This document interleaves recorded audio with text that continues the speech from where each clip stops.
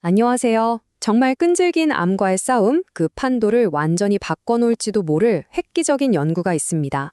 바로 마제스텍 3 임상시험인데요. 지금부터 그 핵심을 한번 같이 들여다보겠습니다. 자, 이 질문에 대한 답을 찾으려면요. 먼저 연구자들이 대체 어떤 상대를 마주하고 있었는지부터 알아봐야겠죠. 그렇죠. 모든 위대한 해결책은 아주 어려운 문제에서 시작되잖아요.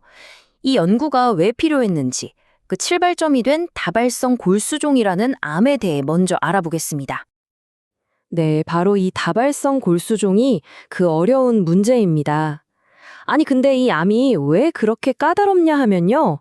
바로 이 잦은 재발 때문이에요. 치료를 해서 좋아졌나 싶으면 또다시 나타나고 또 나타나고 정말 환자와 의사 모두를 지치게 만드는 거죠. 그러니까 핵심은 이거예요. 환자 입장에서는 치료를 거듭할수록 쓸 수 있는 효과적인 치료 카드가 점점 사라지는 거의 막다른 길에 몰리는 듯한 상황이었습니다. 뭔가 완전히 새로운 돌파구가 정말 절실했던 거죠. 자, 이렇게 절실한 상황에서 과학자들이 내놓은 해답은 과연 뭐였을까요? 바로 두 가지 혁신적인 약물을 조합한 일종의 합동작전이었습니다. 이 조합이 진짜 재밌는 게 뭐냐면요. 두 약물의 역할이 아주 명확하게 나뉘어 있다는 겁니다. 다라투마법은 이미 강력함이 입증된 표준 치료의 핵심 선수고요. 테클리스타맙은 완전히 새로운 개념의 무기인 거죠. 비유하자면 암세포와 우리 몸의 면역세포를 억지로 손잡게 만드는 분자 중매쟁이라고 할 수 있어요. 자, 그럼 이 두 약물이 어떻게 환상의 콤비 플레이를 펼치는지 볼까요? 먼저 다라투무맙이 암세포 주변을 정리하면서 방어막을 약화시켜요. 그럼 테클리스타맙이 쏙 들어가서 암세포를 찾아내고 근처에 있던 우리 몸의 최정예 부대 T세포를 딱 붙잡아서 암세포 바로 코앞에 데려다 놓는 겁니다. 그리고는 공격해 하고 명령을 내리는 완벽한 원투펀치인 셈이죠. 자, 이론상으로는 정말 완벽해 보이죠? 그런데 이게 과연 실제 환자들에게도 통할까요? 이 강력한 세 조합이 정말 기존의 최선책보다 더 나은지 그걸 확인하기 위해 설계된 정면 승부가 바로 이 매제스틱 3 임상 시험입니다. 아주 공정한 대결을 위해서 아주 엄격하게 설계됐습니다. 587명의 환자들을 무작위로 딱 두 그룹으로 나눴어요. 한 그룹은 이 새로운 조합으로 치료하고 다른 그룹은 현재 쓸 수 있는 최선의 표준 치료법으로 치료해서 결과를 직접 비교해 본 거죠. 그래서 이 시험에서 가장 궁금했던 건 딱 하나였습니다. 과연 어떤 치료법이 환자들이 암이 더 나빠지지 않은 상태, 이걸 전문용어로 무진행 생존이라고 하는데요. 이 기간을 더 길게 만들어줄 수 있는가 하는 거였죠. 자, 이제 정말 가장 중요한 순간이죠.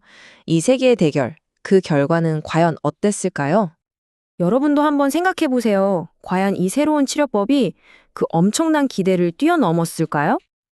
네, 바로 이 숫자입니다. 83.4%.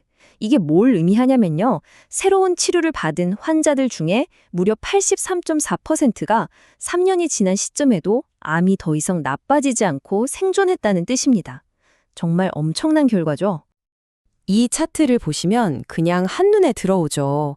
새로운 조합 치료는 3년 무진행 생존율이 83.4%, 반면에 기존의 표준 치료는 29.7%에 그쳤습니다. 이 압도적인 차이 보이시나요? 두 치료법의 효과가 비교가 안 될 정도라는 걸 명확하게 보여줍니다. 이걸 통계적으로 다시 풀어보면 더 강력합니다.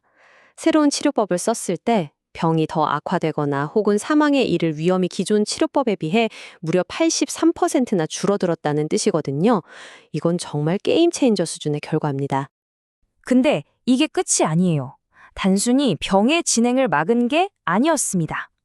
몸에서 암세포가 거의 혹은 아예 보이지 않는 상태, 이걸 완전 관해라고 하는데요.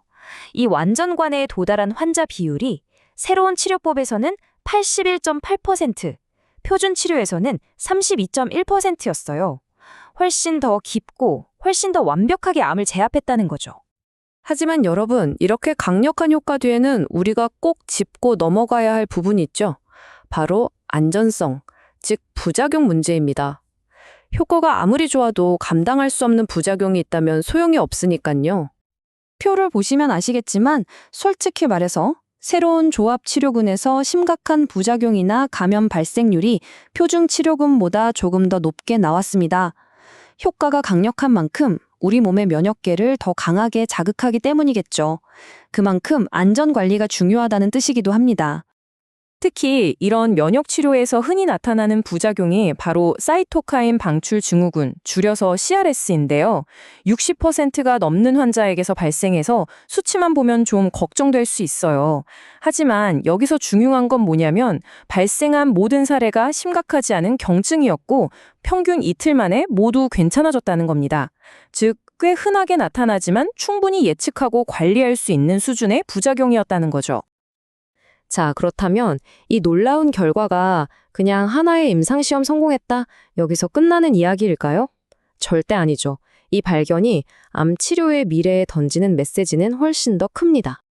이 연구를 진행했던 연구자들이 직접 남긴 말에 그 무게가 실려 있습니다. 한번 들어보시죠. 우리는 불치병으로 여겨졌던 암에서 생존 기대치 자체를 완전히 새로 쓰는 시대에 접어들고 있다. 이건 단순히 치료 성적이 좋아졌다는 걸 넘어서 암에 대한 우리의 패러다임 자체를 바꾸는 선언과 같은 말이죠. 결국 오늘 우리가 함께 살펴본 이 연구는 바로 이 질문을 우리에게 던지고 있습니다. 언젠가 암이 더 이상 죽음의 병이 아니라 고혈압이나 당뇨처럼 꾸준히 관리하는 만성질환이 될 수 있을까요? 이번 연구 결과는 그 희망적인 미래를 우리에게 보여주고 있습니다.